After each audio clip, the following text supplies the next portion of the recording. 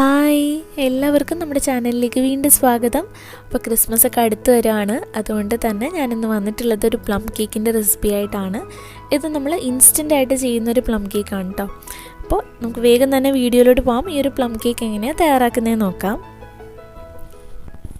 അപ്പോൾ plum cake തയ്യാറാക്കുമ്പോൾ ഏറ്റവും പ്രധാനമായിട്ട് വേണ്ടത് നല്ല സോക്ക് ചെയ്തിട്ടുള്ള ഡ്രൈ ഫ്രൂട്ട്സ് ആണ്. അപ്പോൾ നമ്മളിവിടെ ഇൻസ്റ്റൻ്റ് ആയിട്ടുള്ളൊരു പ്ലം കേക്കാണ് കാണിക്കുന്നത്. അപ്പോൾ അതിന് വേണ്ടിയിട്ട് ഞാനിവിടെ 1 കപ്പ് ഓറഞ്ചിൻ്റെ ജ്യൂസ് എടുത്തിട്ടുണ്ട്. ഇനിയിപ്പോൾ നിങ്ങൾക്ക് ഓറഞ്ചിൻ്റെ ജ്യൂസ് വേണ്ടെങ്കിൽ മുന്തിരി ജ്യൂസും എടുക്കാം, അതും നല്ല ടേസ്റ്റാണ്. അതിലേക്ക് നമുക്ക് ഇഷ്ടമുള്ളത്രയും ഡ്രൈ ഫ്രൂട്ട്സ് ചേർത്ത് കൊടുക്കുക.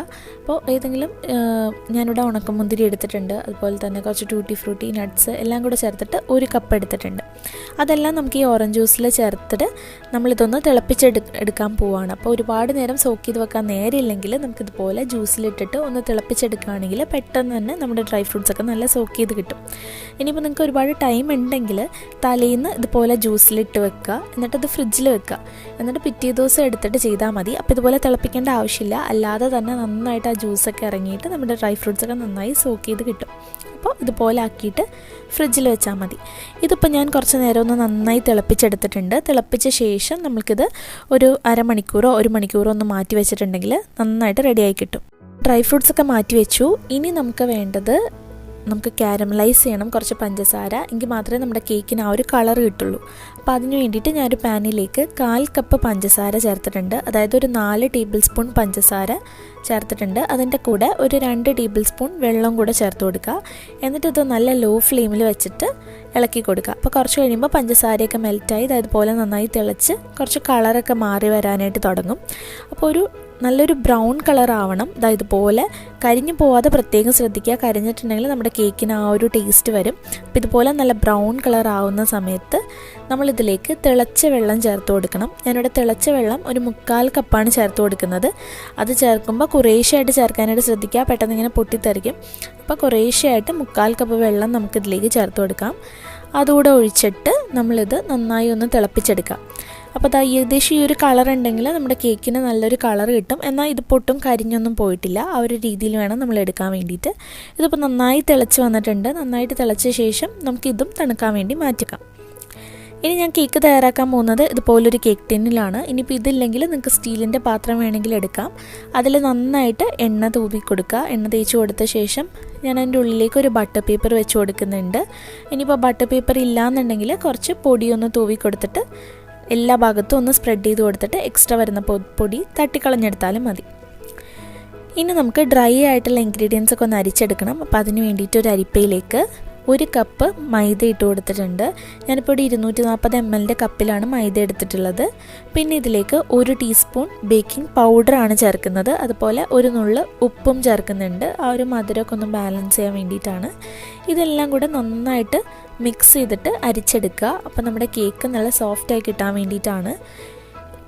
ഇനി ഇതിലേക്ക് നമുക്ക് വേണ്ട പഞ്ചസാരയാണ്. 1/4 കപ്പ് പഞ്ചസാര എടുത്തിട്ടുണ്ട്.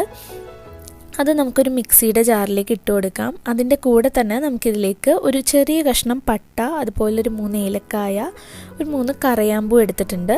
അത് നമുക്ക് ഈ പഞ്ചസാരയുടെ കൂടെ ചേർത്തിട്ട് പൊടിച്ചെടുക്കുകയാണെങ്കിൽ നമുക്ക് നല്ലൊരു ഫ്ലേവർ കിട്ടും കേക്കിന്. ഇനിയിപ്പോൾ അല്ലാതെ നിങ്ങളുടെ അടുത്ത് പൊടി ഉണ്ടെങ്കിൽ അത് ചേർത്താലും മതി. ഇപ്പോൾ പഞ്ചസാരയൊക്കെ നന്നായി പൊടിച്ചെടുത്തിട്ടുണ്ട്. ഇനി നല്ല ഡ്രൈ ആയിട്ടുള്ളൊരു ബൗൾ എടുക്കുക. അതിലേക്ക് നമ്മൾ ചേർക്കുന്നത് 2 കോഴിമുട്ടയാണ്. അപ്പോൾ മുട്ട ഫ്രിഡ്ജിൽ വെച്ചിരുന്ന മുട്ടയാണെങ്കിൽ കുറച്ച് നേരത്തെ എടുത്തിട്ട് പുറത്ത് വെക്കാനായിട്ട് ശ്രദ്ധിക്കുക. എന്നിട്ട് ഞാനിവിടെ ഇതുപോലൊരു വിസ്ക് ഉപയോഗിച്ചിട്ട് നന്നായി ബീറ്റ് ചെയ്ത് കൊടുക്കുന്നുണ്ട്. നിങ്ങൾക്ക് ബീറ്റർ ഉണ്ടെങ്കിൽ ബീറ്റർ വെച്ചിട്ടും ബീറ്റ് ചെയ്തെടുക്കാം. നന്നായി ആദ്യം തന്നെ മുട്ട ബീറ്റ് ചെയ്തെടുക്കുക.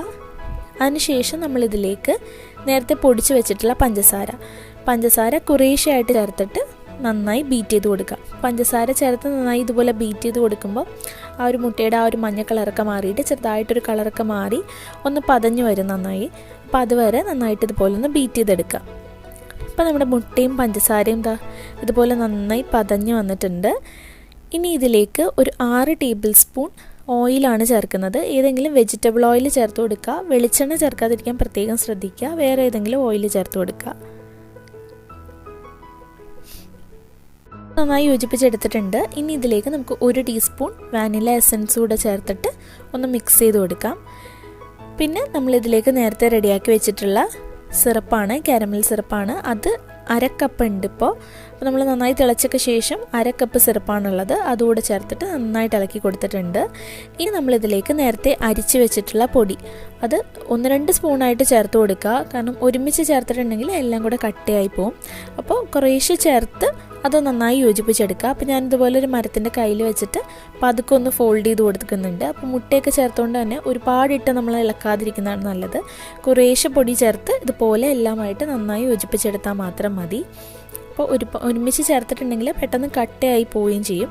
അപ്പോൾ ഇതുപോലെ കുറേശ്ശെ ചേർത്ത് നന്നായി യോജിപ്പിച്ചെടുക്കാം. അപ്പോൾ ഞാനെല്ലാം ചേർത്തിട്ട് റെഡിയാക്കി എടുത്തിട്ടുണ്ട്. ഇനി നമുക്കിതിലേക്ക് നേരത്തെ നമ്മൾ റെഡിയാക്കി വെച്ചിട്ടുള്ള നമ്മുടെ ഡ്രൈ ഫ്രൂട്ട്സ് അതിപ്പോൾ ആ ജ്യൂസൊക്കെ അതിൽ തന്നെ വറ്റി നല്ല റെഡിയായി വന്നിട്ടുണ്ട്. ഞാനിപ്പോൾ ഒരു 3/4 മണിക്കൂർ അത് മാറ്റി വെച്ചായിരുന്നു. ബാക്കി കാര്യങ്ങളൊക്കെ ചെയ്യുന്ന സമയത്ത് നമ്മൾ ആദ്യമേ റെഡിയാക്കി വെച്ചിട്ടുണ്ടായിരുന്നു. അപ്പോൾ അതുകൂടെ ചേർത്തിട്ട് നമുക്ക് നന്നായി യോജിപ്പിച്ച് കൊടുക്കാം. ഇനി നിങ്ങൾക്ക് ഇതുപോലെ ജ്യൂസിലൊന്നും ഇടാൻ താല്പര്യമില്ലെങ്കിൽ വെറുതെ കുറച്ച് മൈദ മിക്സ് ചെയ്തിട്ടാണെങ്കിലും ഇട്ട് കൊടുത്താലും മതി. അപ്പോൾ നന്നായി നമ്മുടെ ഡ്രൈ ഫ്രൂട്ട്സും അതുപോലെ തന്നെ കേക്കിൻ്റെ മിക്സൊക്കെ ഇവിടെ റെഡിയാക്കി എടുത്തിട്ടുണ്ട്.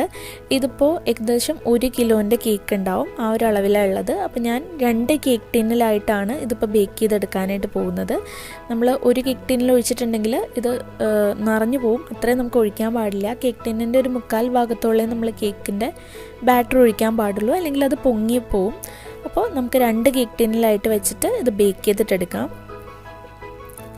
ഞാനിപ്പോൾ 1/4 ഭാഗത്തോളം ഈ ഒരു കേക്ക് ടിന്നിൽ ഒഴിച്ചു കൊടുത്തിട്ടുണ്ട്. എന്നിട്ട് ഇത് 2 വട്ടം ഒന്ന് ടാപ്പ് ചെയ്ത് കൊടുക്കുക. ഇനി ഞാനിതുപോലെ ഒരു കുക്കറിലാണ് കേക്ക് ബേക്ക് ചെയ്യാനായിട്ട് പോകുന്നത്. അപ്പോൾ അതിൻ്റെ ഉള്ളിൽ കുറച്ച് ഉപ്പിട്ടിട്ട് ഒരു സ്റ്റാൻഡ് അല്ലെങ്കിൽ ഒരു പ്ലേറ്റ് വെച്ച് കൊടുക്കുക. എന്നിട്ടിത് അടച്ച് വിസിലിടാതെ വേണം നമ്മൾ വെക്കാൻ വേണ്ടിയിട്ട്. വിസിലിടാതെ വെച്ച് ഒരു 10 മിനിറ്റ് ചൂടാക്കി എടുത്ത കുക്കറാണ്.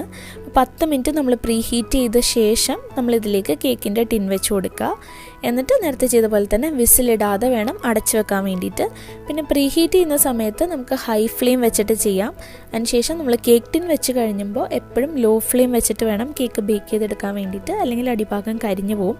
അപ്പോൾ ലോ ഫ്ലെയിമിൽ ഒരു 40 മുതൽ 45 മിനിറ്റാണ് നമ്മുടെ ഈ കേക്ക് വേകാൻ വേണ്ടിയിട്ട് എടുക്കുക. അപ്പോൾ ഞാനൊരു 40 മിനിറ്റൊക്കെ കഴിഞ്ഞപ്പോൾ ഒന്ന് തുറന്ന് നോക്കിയിട്ടുണ്ടായിരുന്നു. അപ്പോൾ നമ്മുടെ കേക്ക് അത്യാവശ്യം റെഡിയായി വന്നിട്ടുണ്ടായിരുന്നു. അപ്പോൾ 40 മിനിറ്റിന് ശേഷം നിങ്ങൾക്ക് തുറന്ന് നോക്കാം. ഇപ്പോൾ ദാ നമ്മുടെ കേക്ക് നന്നായി റെഡിയായി വന്നിട്ടുണ്ട്. ഞാനൊരു സ്ക്വയർ വെച്ചിട്ടൊന്ന് കുത്തി നോക്കി. ഇനി ഇത് നമുക്ക് കുക്കറിൽ നിന്ന് എടുത്തിട്ട് തണുക്കാൻ വേണ്ടിയിട്ട് പുറത്ത് മാറ്റി വെക്കാം. അപ്പോൾ നമ്മുടെ 2 കേക്ക് ഇവിടെ റെഡിയായി വന്നിട്ടുണ്ട്. ഞാൻ ബാക്കിയുള്ള മാവ് ഇതുപോലെ ഒരു ചെറിയ കേക്ക് ടിന്നിൽ ഒഴിച്ചിട്ട് ബേക്ക് ചെയ്തെടുത്തിട്ടുണ്ടായിരുന്നു. ഇപ്പോൾ 2 നന്നായി തണുത്ത് വന്നിട്ടുണ്ട്. നന്നായി തണുത്ത ശേഷം നമുക്കിതിൻ്റെ സൈഡൊക്കെ ഒന്ന് കത്തി വെച്ചൊന്ന് വിടിയിച്ച് കൊടുക്കാം. എന്നിട്ടൊരു പ്ലേറ്റിലേക്ക് മാറ്റാം. എന്നിട്ട് ഇതിൻ്റെ ബട്ടർ പേപ്പർ മാറ്റാം. അപ്പോൾ ഇതിൻ്റെ അടിഭാഗമൊക്കെ കണ്ടാൽ നിങ്ങൾക്ക് മനസ്സിലാവും, ഒട്ടും തന്നെ കരിഞ്ഞൊന്നും പോയിട്ടില്ല, നന്നായിട്ട് തന്നെ റെഡിയായി കിട്ടിയിട്ടുണ്ട്. അതുപോലെ ആ ഒരു കേക്കിൻ്റെ കളറും നമ്മുടെ കടയിൽ നിന്നൊക്കെ വാങ്ങുന്നത് പോലെ തന്നെ നല്ല ബ്രൗൺ കളറും വന്നിട്ടുണ്ട്. നല്ല സോഫ്റ്റ് ആയിട്ടുള്ളൊരു കേക്കാണിത്. ഞാനതൊന്ന് മുറിച്ചുകൂടെ കാണിച്ചു തരാം. നല്ല പഞ്ഞി പോലുള്ള ഒരു പ്ലം കേക്കാണ്. ഇതാ ഇത്ര സോഫ്റ്റാണ്. അപ്പോൾ എല്ലാവരും ട്രൈ ചെയ്ത് നോക്കുക. ഇതുപോലെ നല്ല ടേസ്റ്റ് ആയിട്ടുള്ളൊരു പ്ലം കേക്ക് നമുക്ക് വീട്ടിൽ തന്നെ എളുപ്പത്തിൽ തയ്യാറാക്കാം. പിന്നെ ഞാനിതിന് മുന്നേ ഗോതമ്പൊടിയും ശർക്കരയും വെച്ചിട്ട് ചെയ്യുന്നൊരു പ്ലം കേക്ക് ഓൾറെഡി ചെയ്തിട്ടുണ്ട്. അപ്പോൾ അത് കണ്ടിട്ടില്ലാത്തവർ അതും കണ്ടു നോക്കുക. എന്നിട്ട് നിങ്ങളുടെ അഭിപ്രായങ്ങളൊക്കെ കമൻറ്റ് ചെയ്യാനായിട്ട് മറക്കരുത്.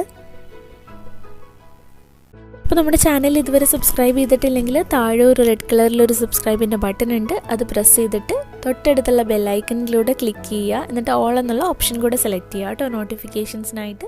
അപ്പോൾ നെക്സ്റ്റ് വീഡിയോയിൽ കാണാം. താങ്ക്